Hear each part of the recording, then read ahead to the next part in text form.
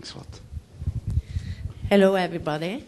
My name is Bente Svenskerud, and I'm coming from Oslo, from Linnerud School in Groruddalen. It's a famous place for immigrants. And we have an inclusive schools, both for children with disabilities and immigrants. And today I will focus on the immigrants and inclusion of all the immigrants from all over the world. I'm working as a school counselor at Linnerud, which is located in Groruddalen, as I told you, and this is a very popular area for immigrants. I have been working with minorities for about 25 years at 2 different schools. And Linnerud has about 640 pupils, and is both a primary and a secondary school from 6 to 16. It is a complex group, this, consisting of about 85% minorities and only 15% Norwegians. And they represent about 50 different languages. They have all their different backgrounds when it comes to language, schooling, culture, and social status. And several of them are contributing to a high degree of mobility. They often have big families. Several of them have from 4 to 6 children. They do not own their own apartments, and they are often renting their housing. It's also a problem that several families occasionally travel to their home countries and stay away for extended periods without any kind of schooling. And when coming back, they have lost a lot. So we have great challenges to work with at our school. And inclusion has been our school vision for about 20 years now. It's a school for both students with special needs and for minorities, students from around the world. Inclusion is a very great topic and deals with many different conditions. At Linnerud, we see this as a challenging area. We are working systematically and hard, and we both succeed and fail. And we are constantly reflecting about our work and discussing how to find new ways to go. The key to success and to get included in a new society is the language. It's not just for the students the language is important, but also for their parents. This is about being good role models for their kids. It means a difference if the parents speak Norwegian and understand what it means to have their children in a Norwegian school system. Unfortunately, is the fact that some of the families are living isolated with a gap to the Norwegian society. Though we recommend them what they could do, they could go to language courses, etc., it's finally up to themselves and their own choices. So we see the importance of having active parents who make efforts themselves to get included. When we get new students throughout the year, we always have receiving interviews with their parents to get information about their backgrounds and to inform them about their duties by having children at our school. The teachers have to be very clear on what they require of them. We tell them that we have high expectations to them all. At the same time, we try to show that we care about them, work to develop good relationships with them together with a high degree of respect. This requires great balance of cooperation. We call it the loving gap, the loving whip, sorry. In the beginning of the 20s, researchers found too poor academic results of several of the minority students in Oslo. The politicians took this seriously and decided to attend a pilot project for 3 years. For Oslo, this meant a new common curriculum in Norwegian, common for all students, whether they were native Norwegians or foreigners. This plan was introduced in 2006 and was initially supposed to last for 3 years. In Oslo, we are still working under this curriculum. It says that minority pupils have to learn Norwegian through the different subjects. The subjects should be the basic of learning new words, concepts, expressions, and language. This is quite different from the rest of the country that have to learn Norwegian separated from the subjects.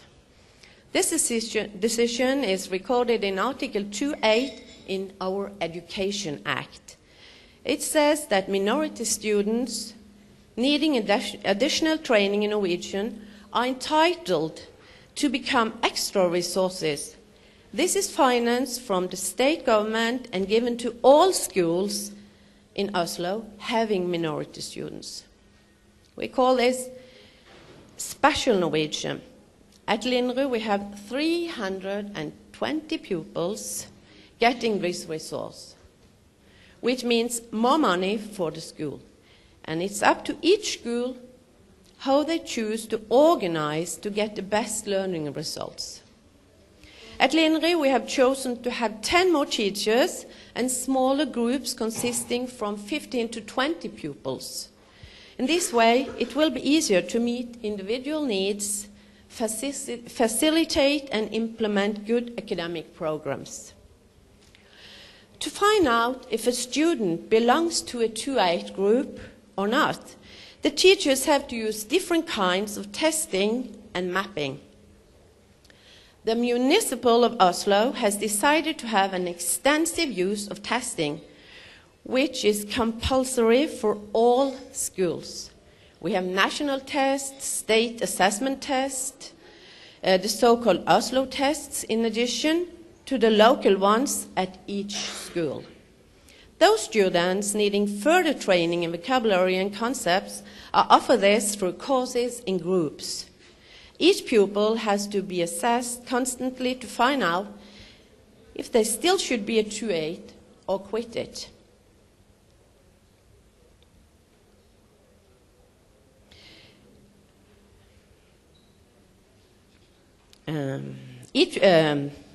Our experience is that it takes about 5 to 7 years to develop a Norwegian language that enables the students to perform well in school. It's important to emphasize that the 2-8 decision not is compulsory. It's an offer which has to be accepted from the parents. This complex and mixed group of students put great demands on the teachers. They have to facilitate to obtain a good education for both learning Norwegian and subjects. It is important to be precise and work systematically and having the focus on vocabulary and concepts all the time. The teacher has to know the students' prerequisites and build the training from that level. In every lesson, the teacher has to use visualizing aids to ensure understanding and achieve learning. The pedagogical NACE model to Ørsek, he is a professor, an immigrant himself, who has researched extensively on how minority students learn, is central here. This model emphasizes the importance of continuous visualization for grades from the 1st to the 10th. When introducing new topics in school, in the classroom, the teacher has to represent at least 2 of the following ways, like NACE recommend. And this can be, the word NACE stands for, each letter stands for a word. N is the natural representation. You bring objects to the classroom. The teacher brings objects to get the pupils to understand. The E, inactive, representing with drama, action, the I, iconic, representation by pictures, illustrations, and the CS, symbolic, representation by synonyms, antonyms, and so on. At the same time, it is important to have a strong focus on learning strategies, such as mind mapping is recommended. Each student had to learn how to learn, for example, what to do when it turns up new words they don't know. And it's important to mention that students from the 2nd to the 10th grade without Norwegian language skills are recommended to go to a reception class or a literacy class if they can't read and write. This lasts for approximately 1 year, sometimes and very rare 2 years. Then they have to go to another school for a limited period because Linderud does not have such classes. Students from the 5th grade belonging to this category have to be tested at the language center before being placed in any class to ensure the best type of schooling. The school starters at the 1st grade are excluded from this offer. Most of them have been to the kindergarten or the pre-primary school for at least 1 year, except some few who starts without any Norwegian skills. Regarding those school starters, we have a close cooperation throughout the year before starting in school with if they have any special needs. It is an important routine to get all the new students tested during the first 2-3 weeks after startup, no matter what grade they should start. Concerning pupils from the 1st to the 4th grade, it is always used a particular standardized test called NSL, Norwegian Learning Language. Students showing inadequate skills in Norwegian are offered an intensive Norwegian course, NISK. This is an intensive, systematically language program lasting for 8 weeks. The pupils are then organized in groups of 4 to 6 members, meeting 4 hours a week, 1 per day, beyond regular school time, half an hour before and half an hour after regular timetable. Another important factor for developing Norwegian language is the library. Linderud has a well-equipped school library with a permanent librarian who at any time knows reading level of each student and in this way is able to recommend the appropriate literary books. Our professional storytellers visiting the various student groups regularly also help to stimulate the language development. An important part of my job, in cooperation with the teachers, is to tell parents the necessity of sending their children to leisure activities, like football, hockey, and handball, to arenas where they meet students, including Norwegian, at the same age, and get the chance to stay together with good language models. At school, we try to use the break time to organize games and activities. We have activity leaders among the pupils, leading at least 5 different activities during break time. All students then can participate in those. It tells everyone to join in the play and feel included. From the 1st to the 5th grade, the parents have the possibility to send their children to OX, which is an activity school after school time. You can look upon it as part of a whole day school. OX has a learning and a language supporting activities which give the possibility to social interactions, physical training, playing and expanding vocabulary. Unfortunately, this offer costs money. It should have been free, full-time school for everyone. Our newcomers would have profited on that.